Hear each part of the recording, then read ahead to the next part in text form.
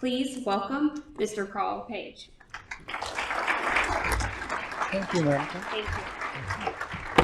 And thanks, Jenny, also for inviting me here. I'm really excited to be talking to you all. I've been learning a lot about nuclear power over the last decade, especially that I've been focusing on climate change and clean energy. My experience, I started off in computer science and computer engineering at Michigan, as was mentioned, and worked on a number of different companies doing work in CAD/CAM. I started off at Menor Graphics because it was exciting to be working in a new language called C++. And I decided that was a terrible idea. I'm never going to do that again at some point. And my new business partner, Scott Hassan, told me about this new language, Python. And he had made this web archiving tool for Python, and it was beautiful. And we decided to make that a service, and it became the first website in Python. It was eGroups.com eventually, and that was quite successful. And it's given me some opportunity to do good things for the world without worrying about a paycheck. So I think it's kind of ironic that the beginning of two new computer languages led me in interesting directions. I'll make my slides online. I tend to be one of those people that have way too many slides, and I know that can be frustrating. A few words about the Anthropocene Institute, which I founded with my wife, Barbara, about 8-9 years ago. We are mostly working on climate change. We got distracted some by the pandemic, like a lot of people, and did some projects there. We have 3 main ocean projects, making aquaculture sustainable, hopefully someday, getting off fish feed, and helping protect the nurseries for fish that are the marine protected areas. And in clean energy, in all cases, we try to do things that are neglected, things that other people won't do. And nuclear power, innovative nuclear power, and innovation in general is something that is really a challenge. So we play all the keys on the piano. We use investments in startups. We hire consultants and engineers and laboratories to work for us. We work with academic researchers, and we work with press and PR people, and trying to find messages. I'm on the board also of Eco America, which is a unique organization.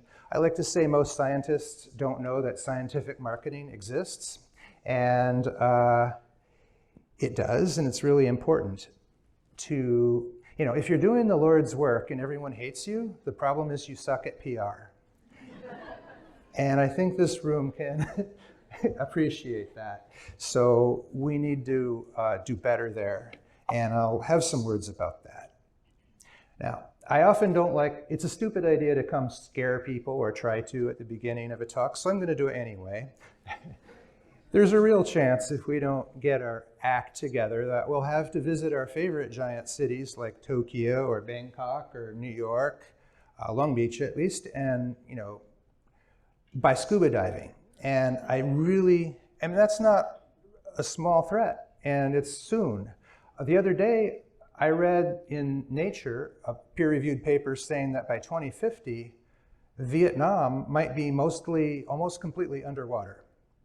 And well, maybe the people can walk uphill, the rice paddies can't. So 2050 is a time when I might even still be alive. So anybody who tells you that net zero by 2050 is a good goal is smoking something. Because, we have too much CO2 in the atmosphere now. And if we stop emitting today, it's going to keep getting warmer for a long time. And these catastrophes will keep happening. We need to be, net negative, not net zero, and soon. It's almost like, there was this movie, Don't Look Up, and, about scientists at Michigan State University discovering an asteroid is heading towards Earth. Well, so after we successfully deal with that problem, the sequel needs to be Don't Look South.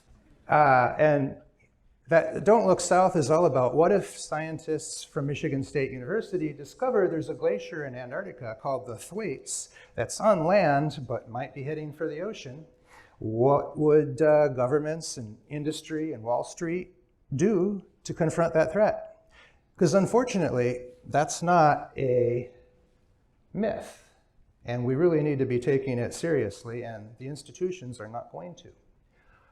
When I do look at things to set my clock on what kinds of action I think are appropriate, I usually look at ocean acidification, because greenhouse gas warming is complicated. It relies on models, and pathological skeptics can always say your model is wrong, and models are intended to be wrong. They're simplifications. So it's too easy to deny. But the beautiful thing about ocean acidification is it's sooner and simpler than greenhouse warming, because the most important question you'll ever be asked may be, sparkling or still? The ocean dramatically prefers still, not sparkling. And you can do the experiment yourself, buy an aquarium, and see how long the fish last if you turn off the bubbler. And the problem is the ocean is getting to that point. And we've reduced its pH by 0.11, and we can't keep doing that. The plankton is going to have to change its way of life. And the plankton will choose a different way of life. In the past, a couple times, it's chosen to make hydrogen sulfide instead of oxygen. And every other breath that you take is oxygen from the ocean, plankton. And it can stop. And if it makes hydrogen sulfide instead, every warm-blooded creature on Earth has to die. The ocean won't care. But let's not leave it that choice. The thing is, when there's a threat that threatens everyone, we take it less seriously because it seems fair. If somebody was trying to, kill you personally, but not everybody else, you might be more tempted to care. We need to get rid of that. Any threat to your person should be considered depending on what threat it is, and you need to spend a little more energy on it. And you guys in the room are doing the right thing, but for communicating with others, it's important. I'm worried that we're setting our aspirations way too low. If you need to take a step and you take a half step, that's called a face plant. And the most dangerous thing is that we'll do things like aim for net zero in 2030, which are inadequate. We'll get what we ask for, and we'll fail as a civilization. We should ask for things we actually need. This first picture, when Haiti had an earthquake, the United States sent an aircraft carrier there to provide electricity and water. And that was fantastic. But that ship had about 1,000 more sailors than we need for the job and an awful lot more weapons. Where is the emergency preparation ship that can provide water and electricity at the drop of a hat? That's a commercially built one that's a lot cheaper. We should demand things like that. We don't want another Puerto Rico having a hurricane and sitting around there for years not having electricity. We owe it to ourselves to have a modern society, and that means electricity. How are you going to recover or run your hospitals? And there's a lot of fossil fueled vehicles that we cannot replace with electric. We can provide synthetic fuel for those using nuclear power and waste carbon that's going into the atmosphere quite easily. And there's a bunch of startups trying to do that, and that's something we need to do. We need to make a lot more room available for biodiverse nature. And that means shutting down bad things. Leadership is not about getting good things to happen as much as it's about shutting down the things that shouldn't happen. I love President Obama for many reasons, but his energy policy was really terrible because it was all of the above. The first thing you got to do is shut down the bad things. So we need minerals. We need, to make solar panels and wind turbines and magnets, motors. We need fertilizer. All that needs to be done carbon-free. And the 100% renewable zealots don't have any answer for how we do any of those things. Where can I buy a solar panel today made with solar power? If it's really the cheapest, they should all be made that way, right? If it's unavailable, that tells you something. And that will change over time, perhaps, but the problem is time's up. We need to really be changing our way of life quickly. And of course, people complain about a water shortage. That's a really good hint for the nuclear industry. In California, people are not that worried about electricity. We're really worried about water. So why is the nuclear industry not selling water first? That's one of the reasons I mentioned that water ship at the beginning.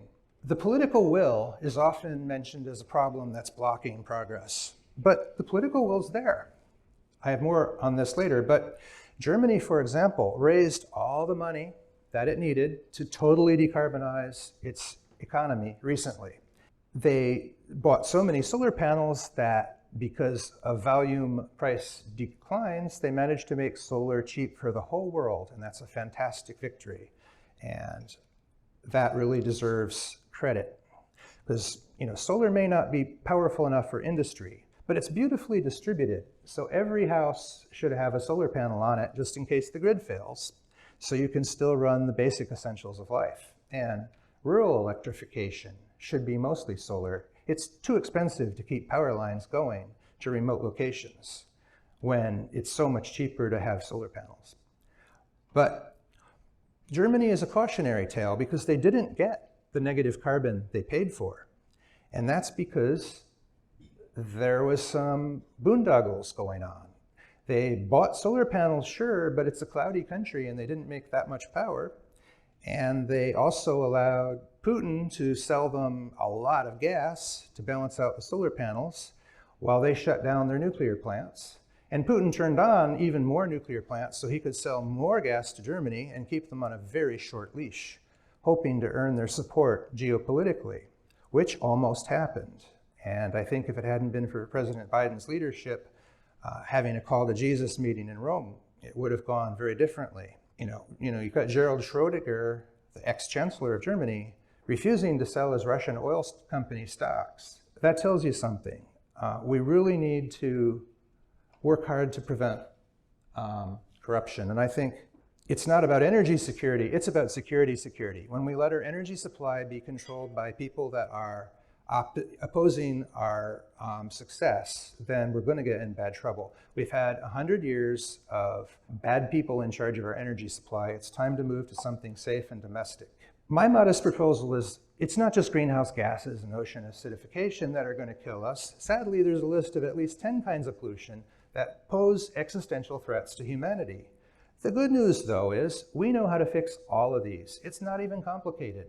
It just kind of looks expensive if you're expecting that coal-fired power is supposed to be the cheapest we'll ever see, because we cannot clean up sprawl and garbage and germs, runoff, the overabundance of fertilizer if we are relying on coal-fired power.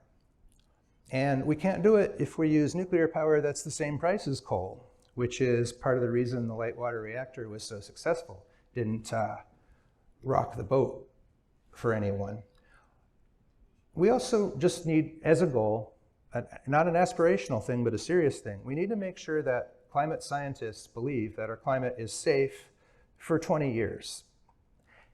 Because that's about the time it takes for a new team to take over. You guys are the new team right now, and we don't want the climate to die just as you get responsibility for it. Right now, no climate scientist can say with authority that we have 20 years, because there are tipping points that we're dangerously close to, and we need to get that under control. That's why we need to bring greenhouse gases down from 440 ppm down to more like 280. And nobody thinks that's possible, but it is. The secret is, if you want a lower price, buy more. The energy industry is not going to voluntarily reduce prices on energy because they don't want to reduce profits, and they're not going to. So we can't have either pollution cleanup at scale or cheap energy. We just can't have either one. But we can have both. That's the beautiful thing about it. If we make energy cheaper, buy more, clean up pollution, we get the volume discount. And that's the kind of thinking that we've got to have. By the way, focus on energy efficiency, which is very fashionable, only matters when we have fossil fuel energy. And we will end fossil fuel energy. if we have abundant nuclear and renewable energy, energy efficiency really doesn't matter that much. So it's kind of a bad idea to waste our time on it. You are the crew of Spaceship Earth, and it really is a spaceship. We are on a sun cruise together. We're going to circle the sun and come back to here next year. We better have accomplished something. But like any ship, there's an engineering team that's responsible for our gases and our liquids and our fluids and our food and taking care of our waste disposal. On a cruise ship, I know just who those people are. On a Navy ship, you know just who the engineering crew is. But I don't know who the engineering crew for Spaceship Earth is. And I don't think the job is actually that expensive. It's probably proportional to a cruise ship. But if we don't know who's in charge, we're probably not going to do a very good job. I'd also say who's driving the ship. And when we have these obstacles, it's a bit like, you know, a Navy ship being attacked by a torpedo. These climate tipping points like ocean acidification or methane clarate emissions or Arctic tundra methane emissions. We don't know. We can't expect scientists to be able to predict what tipping point is going to hit us first. But we still need to change our way. And if we put scientists in control, their job is studying reality. They're not going to tell us to turn the ship. We need an admiral or a ship pilot that's willing to do the best they can in the face of uncertainty on schedule. And we're futzing around asking scientists what to do, or we ask Wall Street what to do. That's even dumber. Wall Street always says, oh, sure, climate change is a problem, but we'll get around to fixing it, but not this quarter. We just want a good quarter, just like a kid with a video game. That's all Wall Street's ever going to do, is worry about the current quarter. And with that kind of thinking, we are not going to succeed. One of the reasons I like working with startups for doing science instead of academia, I use both, but I really like the fact that with startups, you can focus on a task, bring a product to market, and you have a lot of focus. You also don't have distractions that you will at a big institution where everybody wants to coordinate with them. Like I was working at Microsoft and we shipped a beautiful new product in a new category. And the marketing people said, okay, but please delay the introduction until it goes out with the next version of Office from Microsoft, which it's incompatible with, all right? So, the product was very unsuccessful being delayed so that it would be incompatible with the rest of the software. Yeah, that's the kind of thing that happens when you're dancing with elephants. So startups don't have to do that. They can work in secret. They don't have to tip off their competitors, and they can get patents and stuff. But mostly they can give key employees a lot of options, which makes them very successful if the entity succeeds. And that's the engine of Silicon Valley. We take technical people and give them so much money, they can start the next company without trying to convince bankers it's a good idea. Bankers never know what's a good idea. Their job is to take a business that's making money and make it bigger so that it makes more money. They're not interested in a business that's losing money, in their view, by investing in the future. The cons of startups are that you have to work in secret and you have to be buzzword compliant, do what the investors want you to do, and you sometimes want to claim that you're closer to commercialization than you actually are. But if you invest in a startup and it goes belly up, you may still be very happy about that, because if you invested in an academic research program, you wouldn't expect a return. And if you invested in a science-based startup that does advanced science, creates professionals, maybe it inspires its competitors to succeed even though it fails. So there's a lot of reasons you can declare victory even if the company fails. There's just not enough people who do this angel investing in startups. If you have the opportunity to buy into something that has a 1 out of 4 chance of succeeding, that doesn't sound so great, but if you have 100x upside if it succeeds, that's a pretty good, more than fair bet. Not enough people take them. Even when the government has a tremendous portfolio of clean energy assets, and one of them is Solyndra, that's the only one anyone remembers. So the portfolio did great. One failure, and everybody is saying, never do that again. If at first you don't succeed, never try again. Now, obviously the SEC doesn't want retail investors to lose their money, so they don't let most people invest in speculative companies like that. And that's a problem. We need more things like Indiegogo to help people support technology they think should exist, with a little bit of an upside. Some people are worried that the government will be picking winners in technology. And I'm much more concerned about the opposite problem. Let's get the government to stop picking losers and doubling down forever.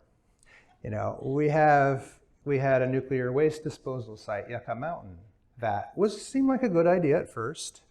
And then it turned out it wasn't dry, it was wet, and it was not popular, it was unpopular, and they just kept dumping money down that hole way, way, way too long, and we never did get a nuclear waste repository that we need, which a great example would be something like deep isolation that does borehole.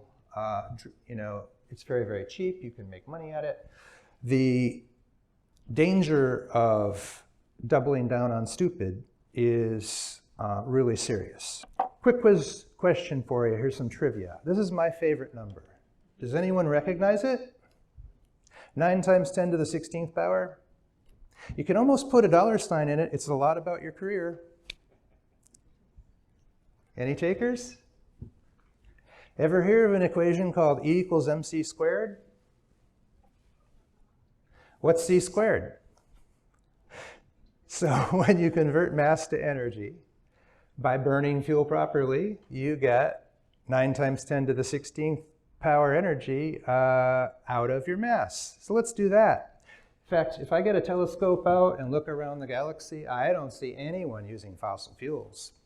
It's all nuclear out there, guys. Someday we'll catch up with the space people. It's too empty to see. More seriously, the valley of stability is long and its walls are steep, and there's probably 100 kinds of commercially viable nuclear power that we haven't discovered because we haven't looked. We kind of decided it was a mature technology back in the 60s and haven't seriously innovated. It's time. I do think that it helps the debate to be clear about why so many nice, good, smart people tell awful lies and distribute fake news about nuclear power. And the reason is they think their competitors are doing it. It's tribal. When I was in college, I was an anti-nuclear weapons activist, and I was particularly freaked out by this peacekeeper missile. I basically accept the logic of mutually assured destruction, but it was clear to me that we had built 100 times more weapons than we needed for that logic. And then they wanted to add this one, which was a sitting duck. It could only be used as a first strike because it was in silos that were completely obvious where they were. So it was a very destabilizing idea. And I was worried that our government might have intentions to launch a first strike because of that. Why else would they build it? But they did build it, and then very soon thereafter they mothballed it because it really was a very dumb idea. And it was just a boondoggle. They didn't need the weapon, they needed to spend the money. So if we had been thinking more clearly, we could have had a lot of nuclear power plants, generators, anything else that we wanted with that money. Preferably you needed to find something that would involve the same contractors. But we lost more than just the money. We lost the opportunity to put engineers at work at stuff we really needed. We could have had cheaper rockets to get stuff into orbit. That would have been cool. But all we got was a weapon system that got mothballed. And they thought there'd be terrible layoffs in Southern California if the government stopped doing stuff like that. And the government did stop doing stuff like that. And it turns out those engineers in Southern California, they got other jobs. The economy grew quite a bit. It was not a problem to stop doing boondoggles like that.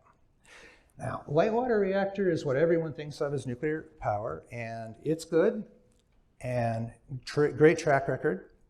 I want to move beyond it because I don't like water in reactors. Water, if you only heat it to 300 C, a pathetically cool temperature, it becomes steam and gets 1,600 times bigger, which means you need a building that's 1,600 times bigger than your reactor vessel.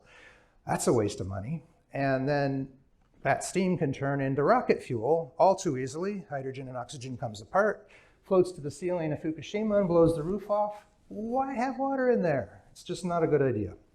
Nevertheless, if we had done what France did in the 1980s, I think it's really important to think about the missed opportunity here. Because France got decarbonized, all hydro and nuclear on their power grid in the 1980s. They didn't spend very much money to do it. And it's funny because, sometimes it's so foggy in Paris that you cannot see France.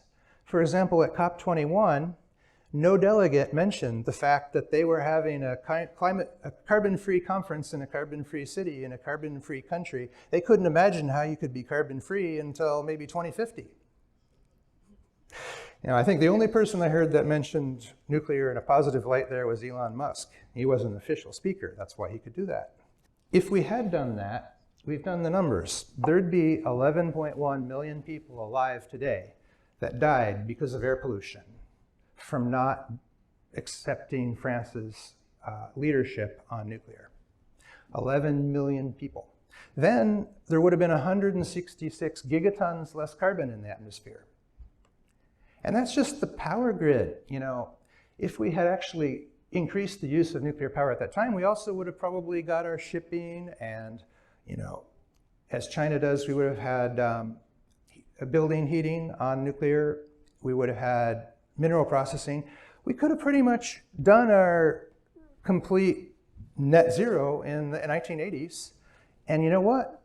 3/4 of the human-caused greenhouse gases that are in the atmosphere today have been emitted since the 1980s. So that means that today you would not be seeing out of control, exponentially growing wildfires in California. You would not be seeing the intense hurricanes that we're seeing, the unprecedented tornadoes, the giant droughts.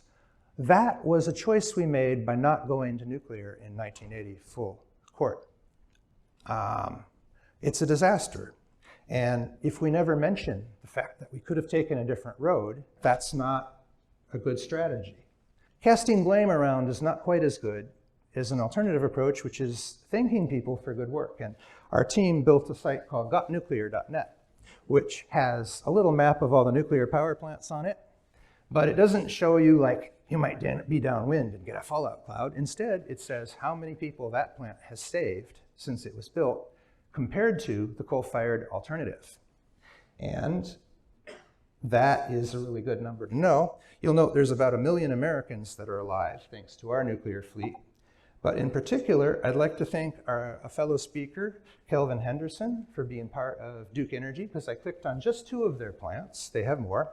And I found out that those 2 plants have saved about 20,000 lives by providing clean energy and making it easy to breathe in North Carolina. So can we all thank Kelvin Henderson?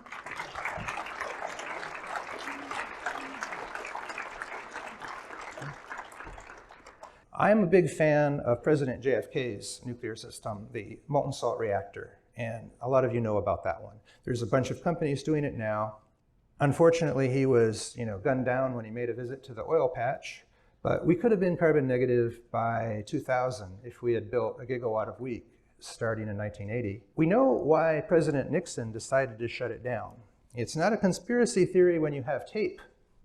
He recorded his thoughts, and what he said about the molten salt reactor's technical difficulties is, wherever possible, we should move the money to California. So its technical issue was it was in Tennessee and not California. Other than that, it was perfect. We can overcome that kind of reasoning. We can build it today. It's ironic because I always say, never trust any technology over 50.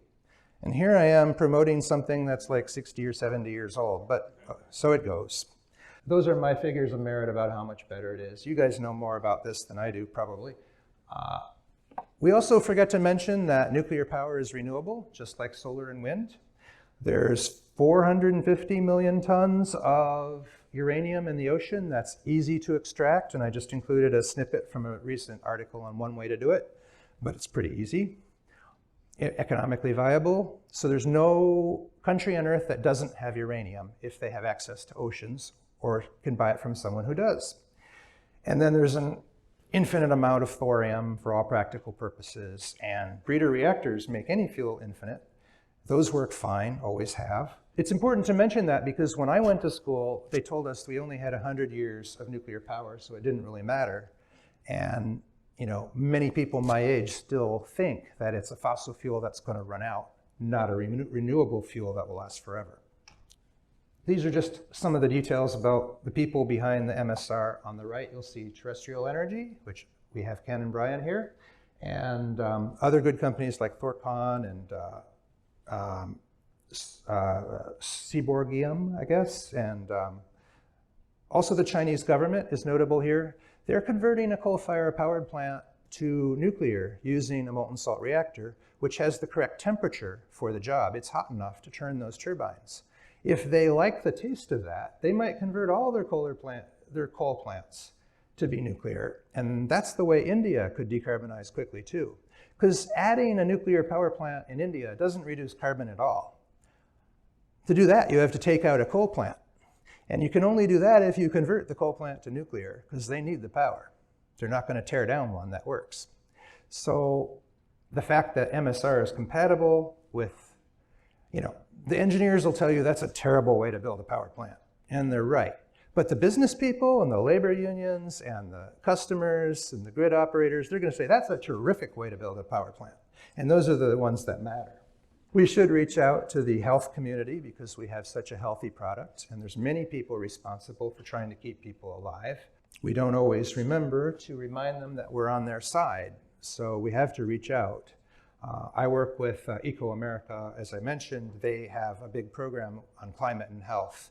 The Nature Conservancy here is a great ally because they are responsible for trying to increase the amount of land available to wildlife, and we're facing big problems with biofuels using a lot of farmland very inefficiently. Nuclear power is a much better option there. When I mentioned the job of pulling CO2 out of the atmosphere, it sounds hard. It is. We don't totally know how to do it, but air miners and drawdown.org are working at finding solutions for that, and we need to make sure they know that abundant, cheap energy is one of the tools that they can rely on. The leaders follow when the people lead. And the good news is the people are noticing that climate change is scarier than the arms race. And in the last 4 years, according to our polling with Eco America, very scientifically, we have seen Democrats increase their support for nuclear from 37% to 60%, nearly matching Republicans that are at 65% consistently. So how many Democratic politicians know that their constituency has moved on and no longer hates and fears nuclear? Not very many. That's our job to let them know. Actually, the polling since 1998 shows 47% to 72% support. In this polarized era, how many things are there that 72% of Americans agree on? Nuclear is one of them. So you guys are in the right field. The industry of the future doesn't have lobbyists. Nobody is out there touting products that should exist but don't. And so we had to ask, if the molten salt reactor was on the market today, would you support that? And it turns out bipartisan support in America for advanced reactors. So it can happen. I love the science of fusion. There's many great companies out there working on it. I'm concerned, though, that many of them are betting against fission. Fission works, the obstacles are mostly bureaucratic. I wouldn't make a whole company assuming that fission will never be approved. But they're doing new science in new areas. They're going to succeed. They might have to pivot their business plan a little and get out of the electricity business. There is one kind of fusion that I do think has economic viability, and that is the oldest, actually. In 1922, Irons and Wendt published a paper at the American Chemical Society showing that they could make helium from a wire loaded with hydrogen that they exploded with a high current. Now, 1922, the technology was kind of primitive. Their measurement tools were mostly the human eye and believing people. And there was a lot of controversy. Rutherford really hated it, tried to discredit them. But today we use exploding wires to initiate nuclear reactions. produces neutrons. It's not controversial. What was more controversial is in 1989, Martin Fleischmann and Stanley Pons tried to do the same thing except without exploding the wire. They figured if they put in a lot of deuterium in a palladium wire and stimulated it with electrochemistry, generating really high virtual pressures, they could make fusion happen. And they got a lot of excess heat. They did not get the expected particles for fusion. And so it was very confusing. And there was a catastrophic press release cycle where folks tried to replicate without even having the right paper. And MIT was able to prove it didn't work in less time than it would take to do the experiment. And all they had to do was shift their data down to make it look like they didn't have excess heat when they did. Those kind of false starts really hurt. The basic differences between fusion and solid state fusion, solid state atomic and fusion energy, are listed sort of on this slide, but there's a lamplight effect where you look where you can see, and plasma physicists are math nerds mostly, and the equations that govern fusion are beautifully precise. They're correct to like 9 orders of magnitude. And because it's 2 particle interactions, maybe there's a third particle that's a photon, you can wrap your calculus around that, get a perfect answer. Whereas solid state energy doesn't make those particles. So a fusion scientist, plasma physicist would say that's not fusion because I know what it is. It's a set of reaction steps, and the high energy radiation that should be the telltale is wrong. So it's not fusion. But a chemist might say, hey, I had some hydrogen, now I've got some helium, I got the right amount of heat out for it to be fusion, I call that fusion. So they're both right. It is fusion and it isn't, depending on your perspective. And we've had 33 years to study the reaction. We know the products, and we've had a lot of time to think about plausible theories. There's a basic idea of what the reaction steps are, and we're working hard on it. It could be commercial because there's no expensive materials. Most importantly, there's no radioactive materials produced or consumed, which means that the obstacles to deployment from the regulatory direction aren't there. They can't stop you from building a solid state fusion system if you can build it. So that regulatory advantage overcomes a lot of scientific uncertainty. So I called out, this chart here has some of the institutions working on this. I called out Brillouin Energy and Clean Planet because I'm more familiar with them. I was introduced to this by the person that founded Brillouin Energy, Robert Gaddis, and I refused to talk to him for a whole year because I didn't want to have anything to do with cold fusion. But I did go study the backstory and figured out who was acting like a scientist and who was acting like an ideologue, and who was superstitious and arrogant. And it was really clear that the science was on the side of the so-called cold fusion researchers. And so then I was willing to meet him and decided that I didn't believe him, but I figured it should be tested in a better calorimeter. So I gave him money for a real calorimeter, and then it still worked. And over the years, he's raised at least $20 million. And now thinks he has a little Stirling engine that's powered by energy from solid state fusion, which ironically, most American physicists say must be a fraud, can't possibly work. So if you love studying the history of science, this is one chance to watch a paradigm shift in action. There aren't that many days when you know something that most physicists disagree with. So it's a rare opportunity to enjoy the battle. In broad strokes then, the 4 kinds of nuclear that I like to divide it up. The first one, light water reactor, is great except for financing in the US. Hey, the South Koreans and the Chinese can build these and make money. Somehow the United States can't. That's fixable. The second line is the water-free reactors, the advanced reactors. The only thing wrong with them is the Nuclear Regulatory Commission has successfully blocked them for 50 years. Any day now that could change. Bring it on, please. Third line is fusion, hot fusion. I see a big science, engineering, and even regulatory obstacles there, finance obstacles. The first one is going to break. It costs billions of dollars. Who's going to build the second one? I don't think so. And then the fourth line is solid state fusion. And the only problem there is science. We don't totally understand it. And that is a problem, but it's the kind of problem I like to have because it doesn't cost very much to solve. And once you figure out the science, it never costs you a dime again.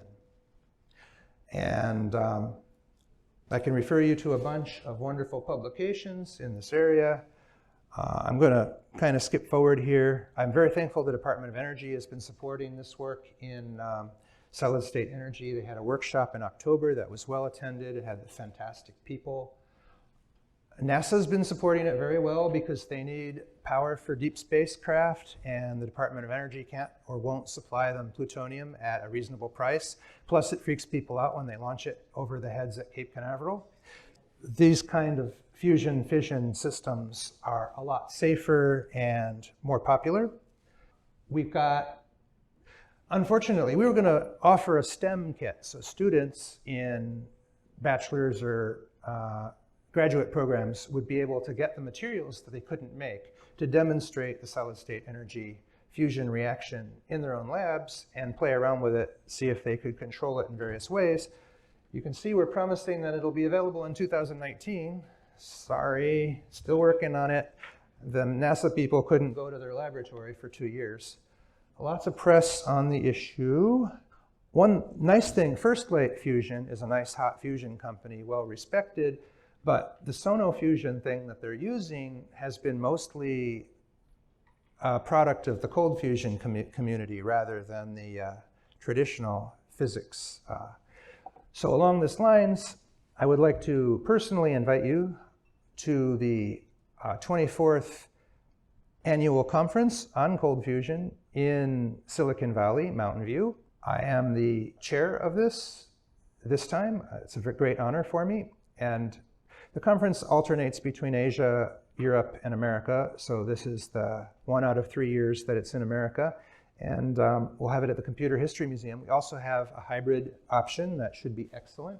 A lot of great speakers from a lot of different agencies and different companies. We should have a live demo of a system that actually works. So that's about what I brought with you today. I guess I was asked to provide some career advice too, and I think that the reason I usually advise people to go into software because it's such a quick changing field that a young professional going into the field doesn't have to worry about the experienced people. You don't have to wait 40 years for everybody else to retire. But the beautiful thing about nuclear energy right now is there's so much in the way of new tools, new materials, new reaction chains, and actual competition in the marketplace that it is an extremely vibrant place. I had trouble putting my slides together because they were going obsolete on a weekly basis. So this is an amazing moment to be in this field, but don't be shy about being disruptive and trying to work with people who are really changing things. And there are a lot of old institutions in there. I like to say that we have 2 political parties in America. One is trying to protect the shareholders and investors and executives in the big old companies that are blocking progress. And the other party is trying to protect the labor for the big old companies that are blocking progress. And there are ways of making progress happen, but you have to be a little bit like a pirate ship. And disrupting things is not impossible. You have to know you're doing it. And I think about how you can actually get the stuff done that you want to get done and how to be disruptive. Because we know what'll happen if Wall Street's in charge. We'll get a good quarter every quarter until society collapses. So thank you very much for your kind attention. And with that, I'll be around, and I'm excited to hear from the rest of you. And again, my notes will be online. So thanks.